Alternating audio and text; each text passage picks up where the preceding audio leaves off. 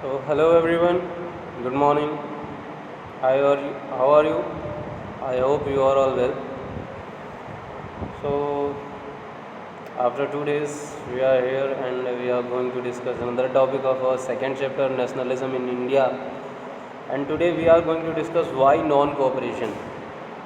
मतलब non cooperation को ही क्यों एक मूवमेंट का फॉर्म दिया गया, ऐसा क्या किया गया, क्या क्या चीज़ें हुई इसमें. In the previous classes, you have already discussed about the non-cooperation movement, and I think that will be the broader. I think in this section we will explain that topic in broader way. So let's focus on the topic, and here we are going to start. So why non-cooperation? In his famous book, Hind Swaraj, Mahatma Gandhi एक book थी हिंद स्वराज नाम से. तो महात्मा गांधी ने उसमें declare किया था, that British rule was established in India with the cooperation of Indians.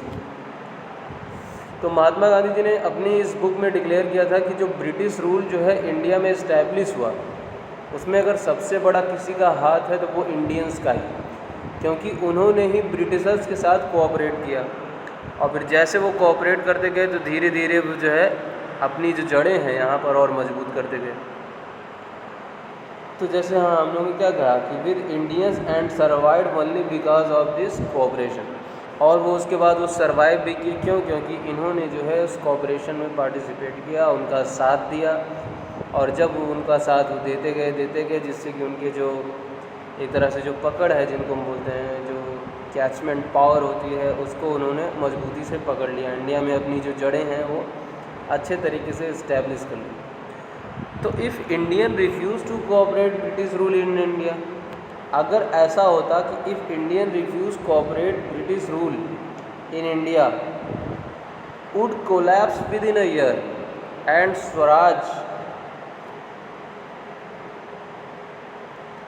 Swaraj would come. तो बताया जा रहा है कि अगर इंडियंस लोग जो हैं इनके साथ जो कोऑपरेशन है उसको रिफ्यूज़ कर देते तो क्या होता, British rule in India would collapse with in year. हो सकता है कि जो ब्रिटिश रूल है इंडिया में वो एक साल के अंदर अंदर ही ख़त्म हो जाता है, कोलैप्स हो जाता है और स्वराज आ गया होता.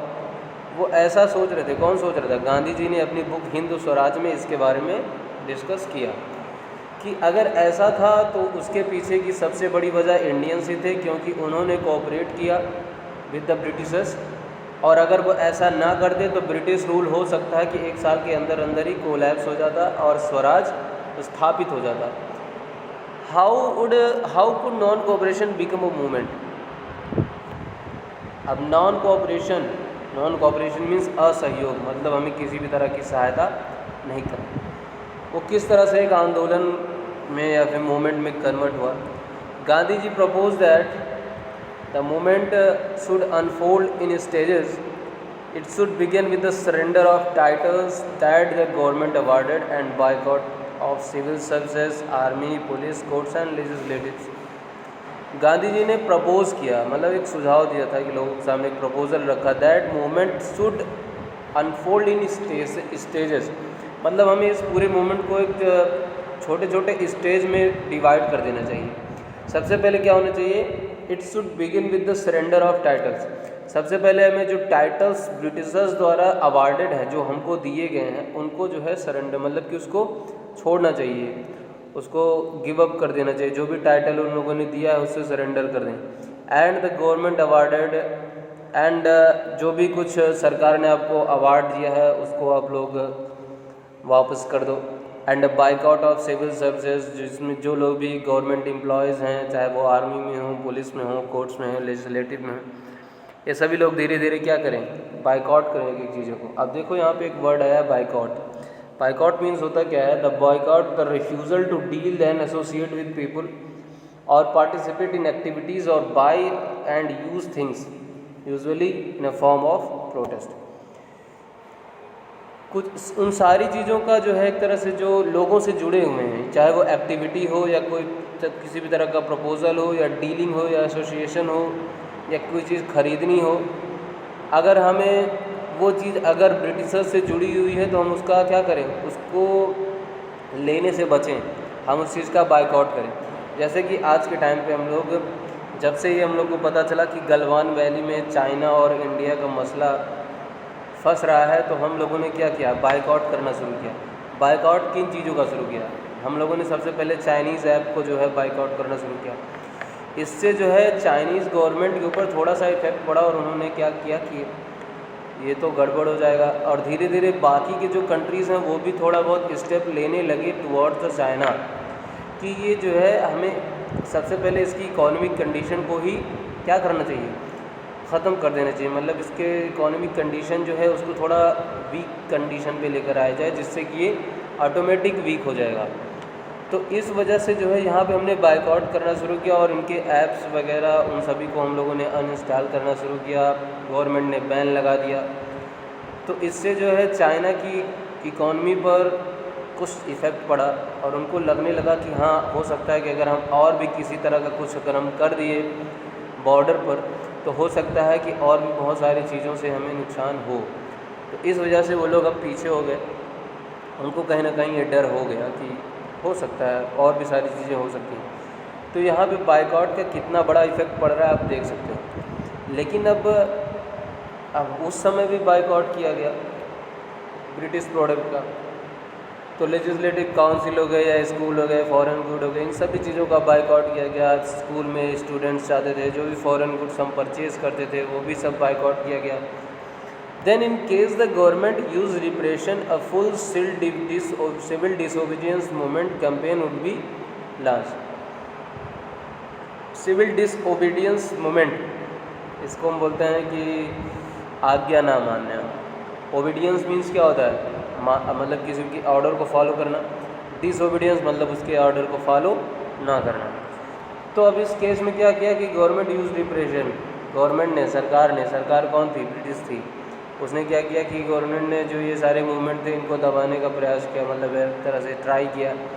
अ full civil disobedience campaign would be launch, उनको लगा कि हो सकता है कि सिविल डिसओबीडियंस कैंपेन लॉन्च हो जाए। Through the summer of 1920 Mahatma Gandhi and Shaukat Ali टोड extensively mobilising popular support for the movement. तो 1920 के आसपास की बात है, महात्मा गांधी और शौकत अली पूरी तरह से हर जगह पर घूमे और लोगों को एक तरह से मूवमेंट में सपोर्ट करने के लिए उन लोगों से एक तरह से बात रखी उनके सामने। Many with in the Congress were however concern about the proposal, बहुत सारे ऐसे लोग थे जो कांग्रेस के भी थे, उन्होंने जो है इस प्रपोज़ल को, गांधी जी के इस प्रपोज़ल को जो है उसके बारे में सोचा। They were reluctant to boycott the council elections scheduled for November 1920।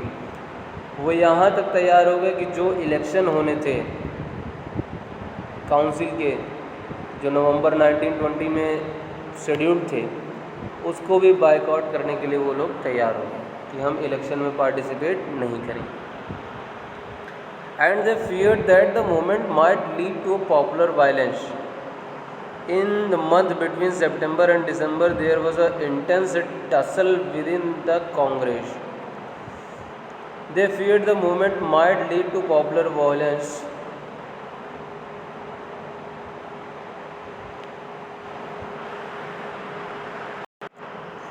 लेकिन उनको क्या लग रहा था, कांग्रेस को, लेकिन एक थोड़ा बहुत डर सता रहा था कि कहीं ऐसा ना हो कि मूवमेंट की वजह से जो है बहुत ही ज़्यादा वायलेंस हो जाए, पॉपुलर वायलेंस हो जाए।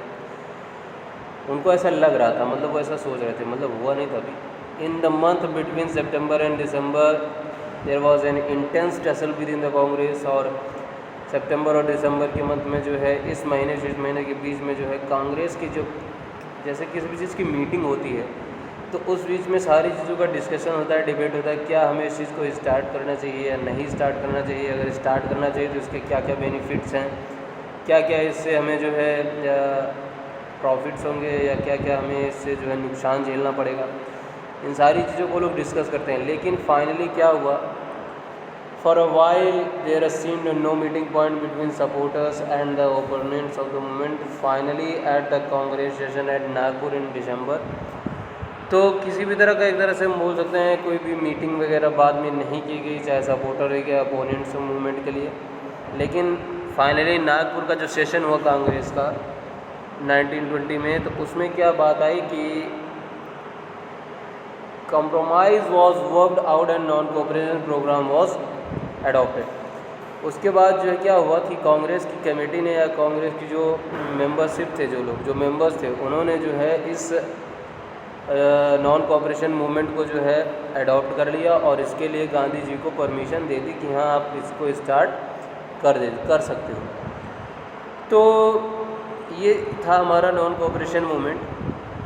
तो how did the movement unfold, who participated in it, how did different social groups conceive of the idea of non cooperation movement, ये सारे जो क्वेश्चन है ये हमारे मन में उठ के आते हैं कि how did the movement unfold, who participated मतलब कौन कौन लोग इसमें पार्टिसिपेट किए, how did different social groups conceive of the idea of non cooperation, किस तरह से डिफरेंट सोशल ग्रुप्स के लोगों ने नॉन कोऑपरेशन मूवमेंट को एक्सेप्ट किया, वो क्या समझते थे इसको लेकर। ये सारी चीज़ों को हम आगे डिस्कस करेंगे, आगे की जो वीडियो क्लासेस आएंगे हम उसमें डिस्कस करेंगे। तो यहाँ तक आप लोग एक बार फिर से रिवाइज कर लेना, पढ़ लेना एक दो बार फिर से। So in the upcoming video class we will discuss another topic related to this chapter. It is a very important topic for your board exam as well as because we know very well about this is the movement that was started by the Mahatma Gandhi. So you should know about what our freedom fighters had done for us. So enjoy the video and have a good day.